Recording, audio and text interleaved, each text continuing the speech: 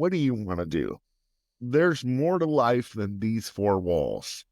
Please, I beg of you, special needs. Sit down with your partners, sit down with your husbands, your wives, and say, let's look to the future of our special needs kid.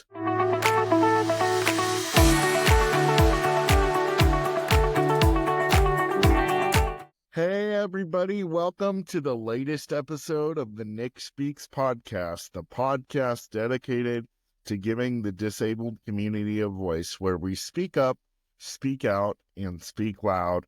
I'm your host, Nicolas Comstock. You guys, today, before I get into the episode, I want to give a couple housekeeping notes.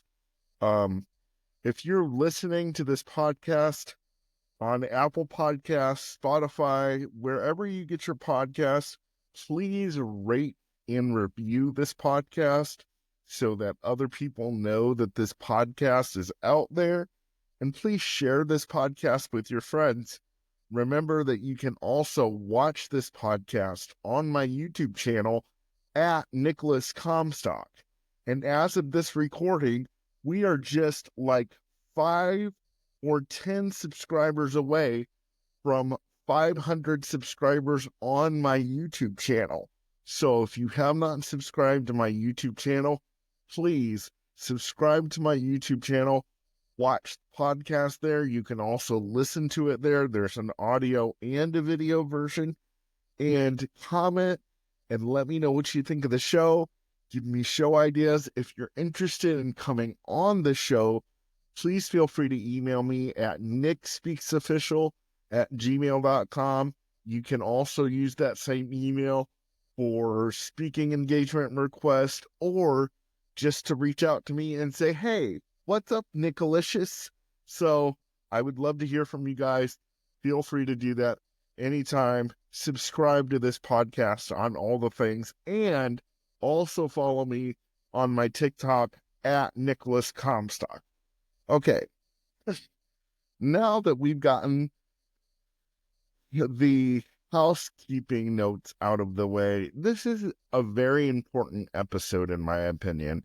And if you're a special needs parent, I really want you to stop what you're doing. If you're driving, don't stop driving, but focus on the road. But I really want you to try to put your focus on this podcast for the next 30 minutes or so, because I do believe that the topic that I'm going to talk about today is a very important topic, and it pertains to your special needs child. You guys, May is fast approaching. It is in 5 months and in 1 week. 5 months and 1 week, we will be in the month of May 2025. What happens in the month of May? Graduations. What happens to a lot of special needs adults after graduation? We end up in our rooms with a TV, phone, and computer.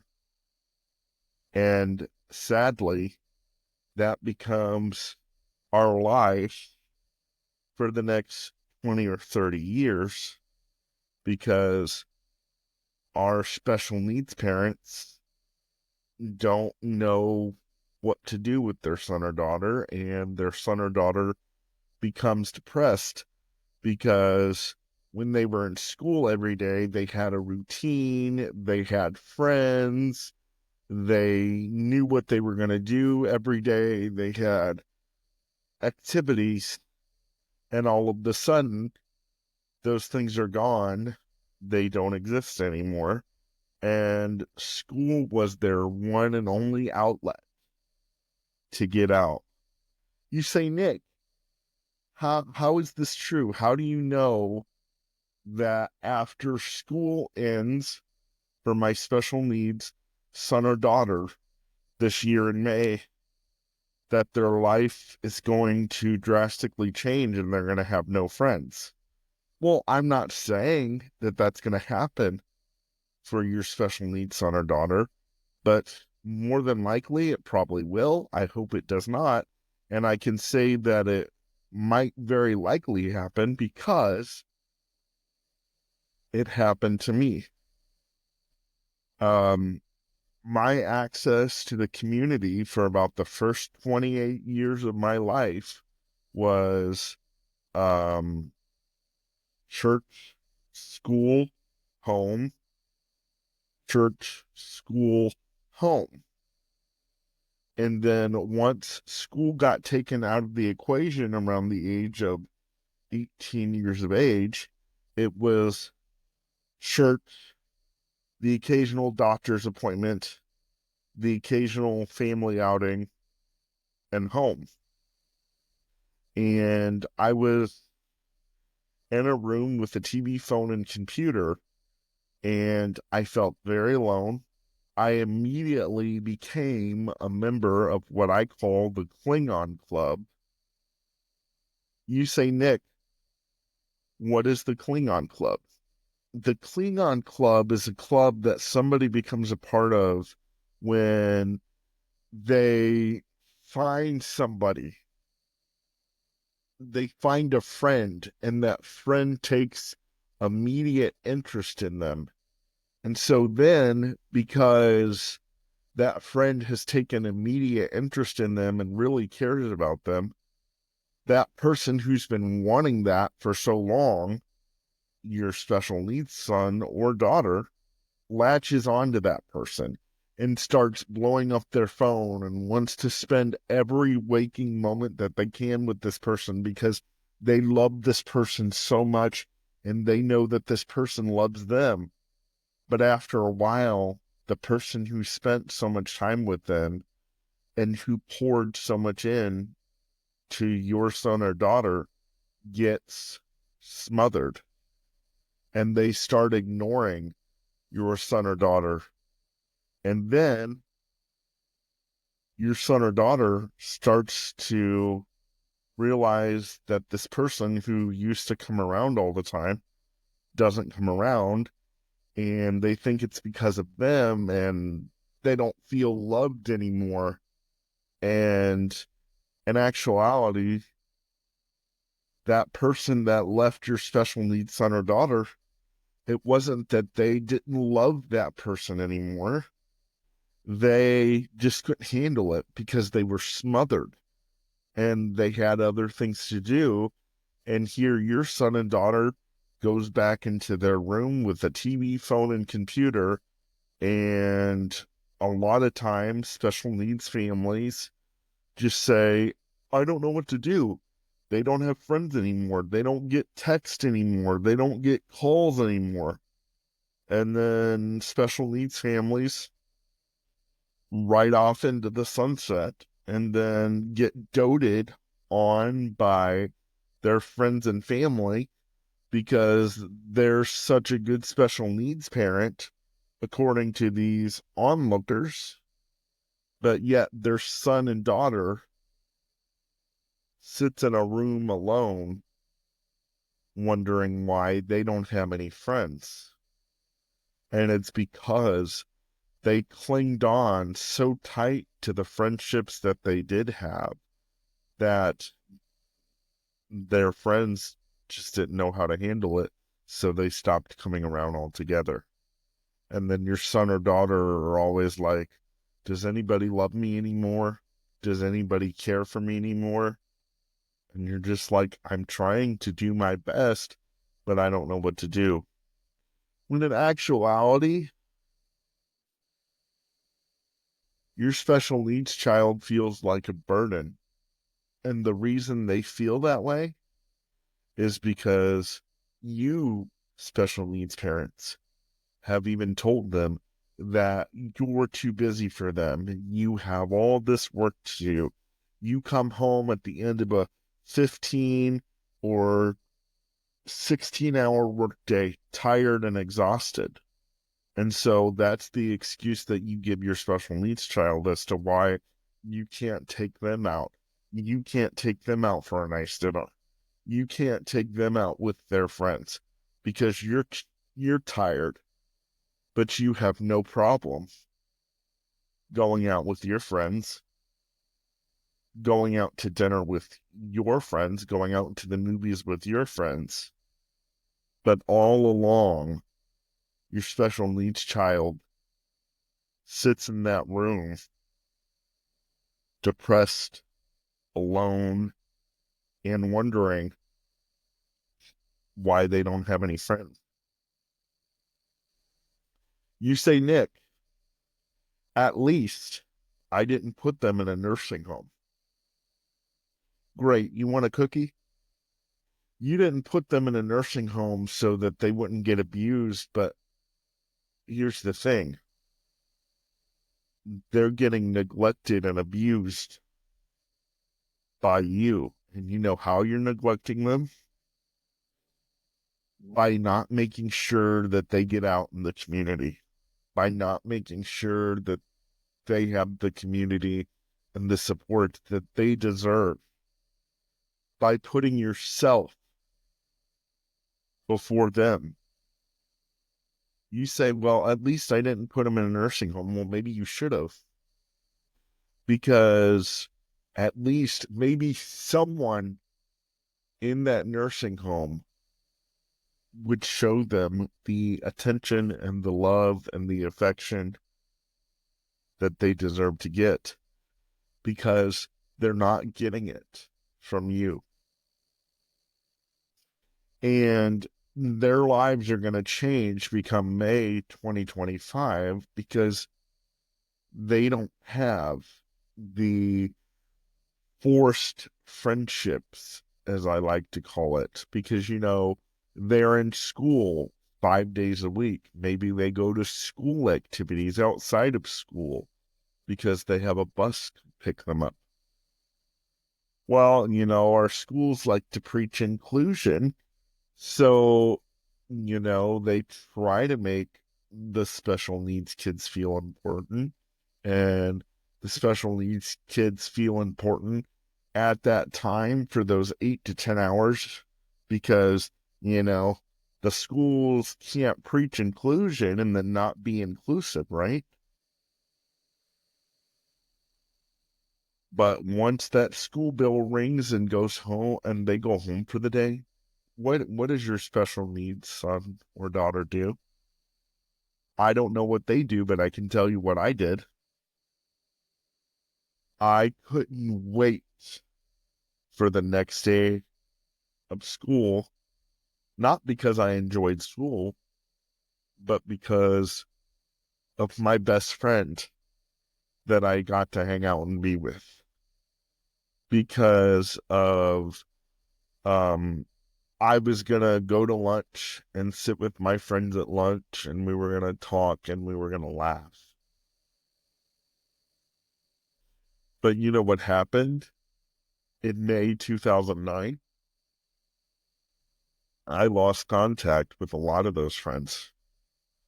And I went to blowing up a lot of people's phones, begging them to come spend time with me, because I was in a room with a TV, phone, and computer, and I had no idea what I was going to do. And so I am bringing this to your attention today, and I am begging you, special needs parents, don't allow your children to become a part of the Klingon club, because your children are going to become angry, bitter, resentful, and depressed, because not only has it been hard for them to accept their disability, but now they have no friends because of their disability.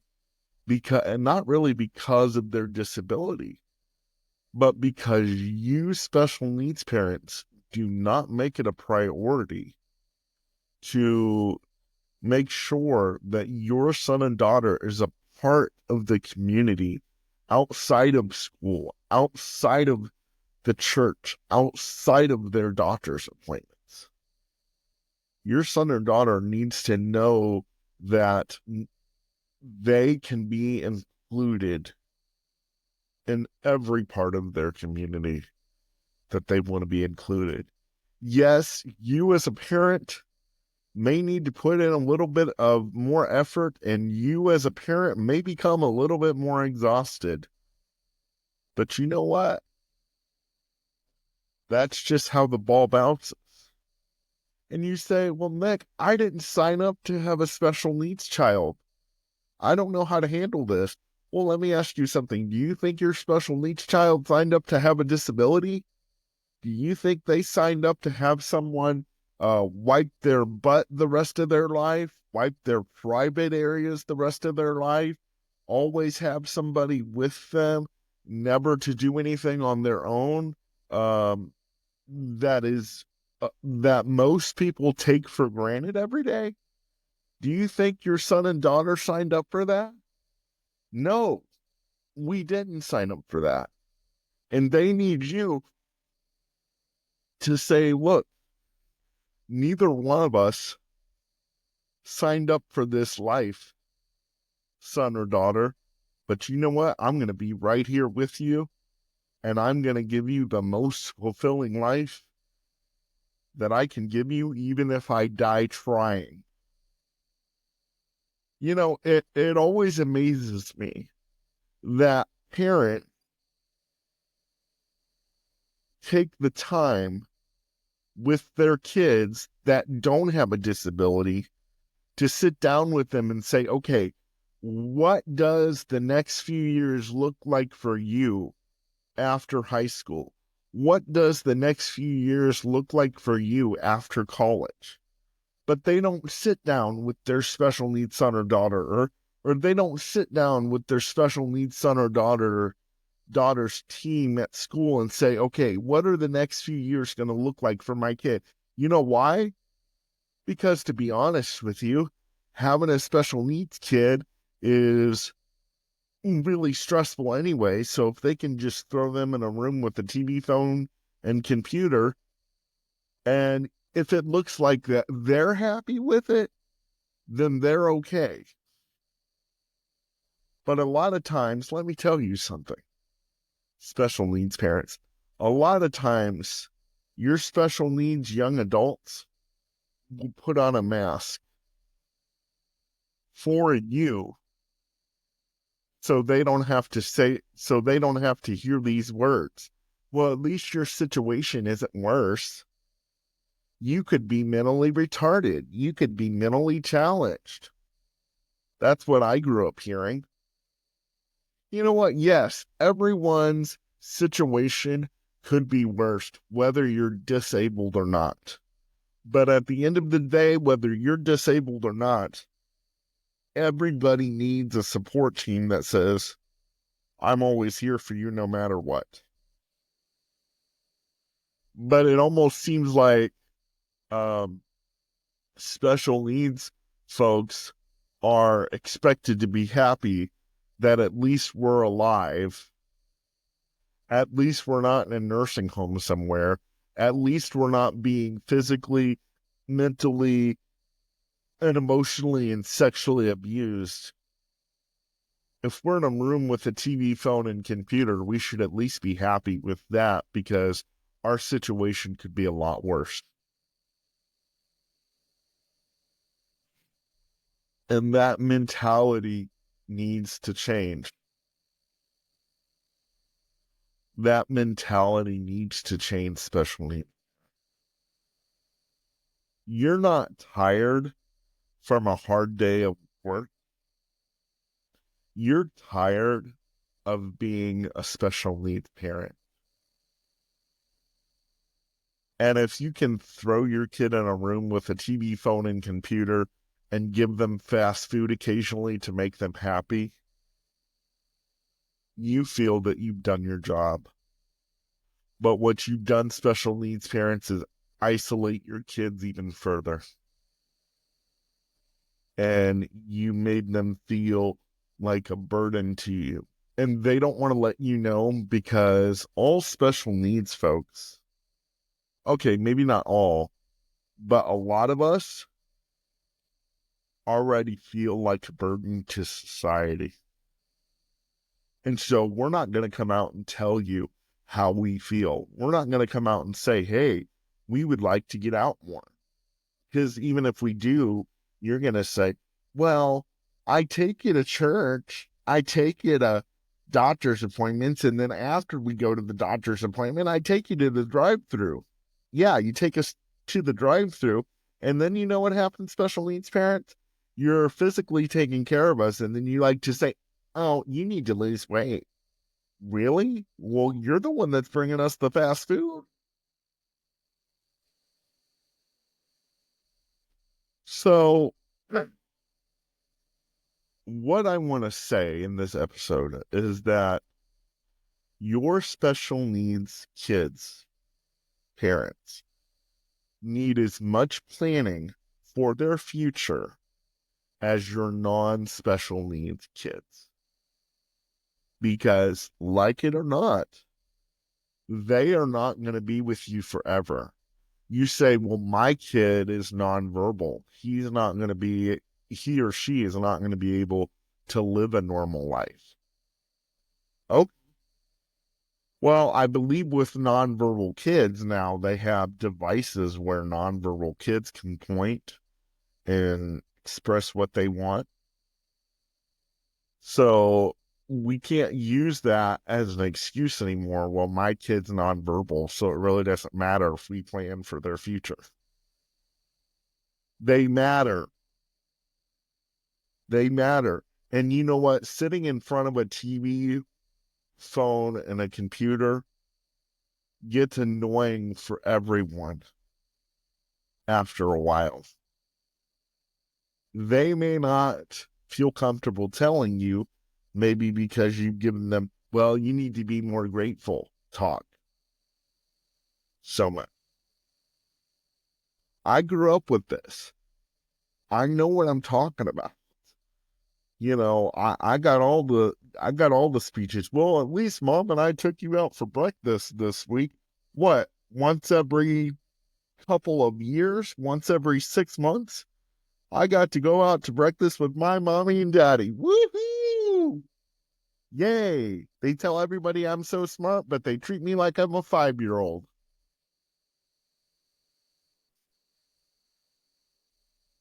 And don't let your special needs kids sit in a room with a TV, phone, and computer, depressed, alone, and confused.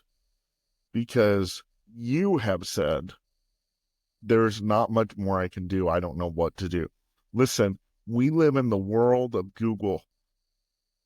There are programs and things that we can have access to in less than 30 seconds. You just have to put your boots on, pull yourself up by your bootstraps, special needs parents, and help your special needs child figure their life out and make them realize that there's more to life than a TV, phone, and computer.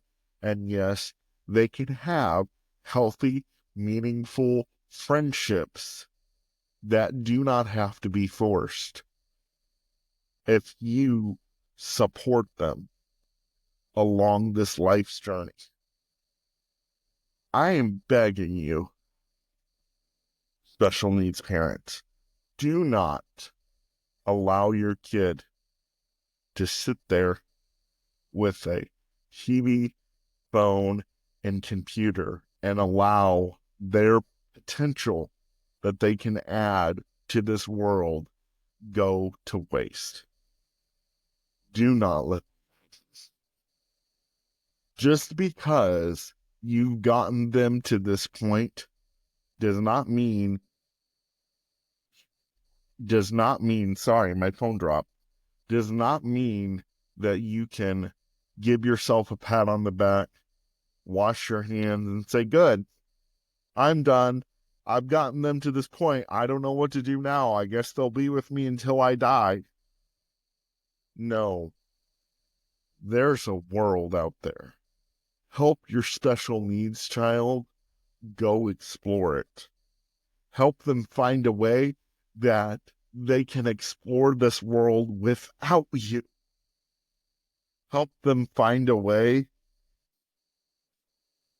to find friends outside of school, find friends outside of church, find friends outside of their caregivers and their medical professionals.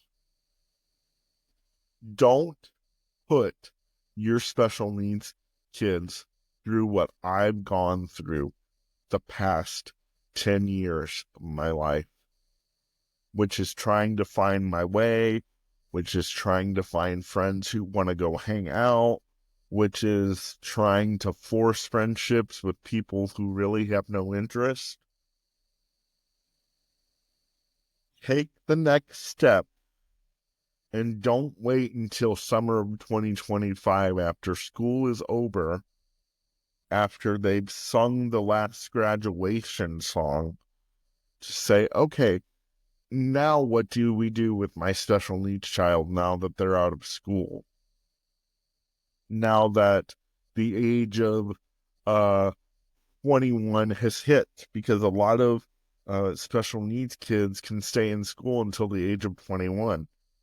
I left at the age of 18. I said, I'm not staying here a couple extra years. It was a glorified babysitting service, and I hated it.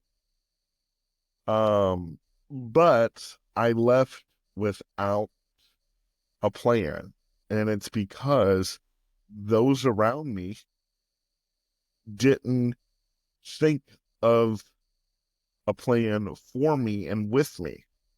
They just thought I was always going to be with them. My parents were going to work forever. I was going to come home, and that was it. Don't let your special needs kids take the path that I had to take,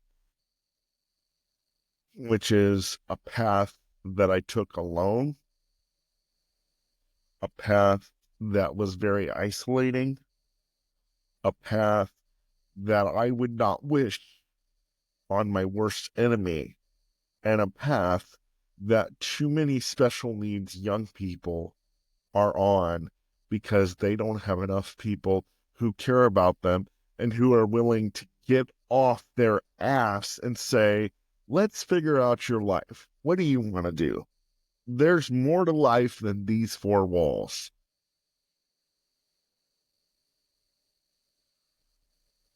Please, I beg of you, special needs. Sit down with your partners, sit down with your husbands, your wives, and say, let's look to the future of our special needs kid. You know, school's going to end in May for them. Next September, they're not going to get up and go to school because they're seniors in high school now. So let's figure out what they're going to do after that. I hope this message was eye-opening for a lot of you special needs parents.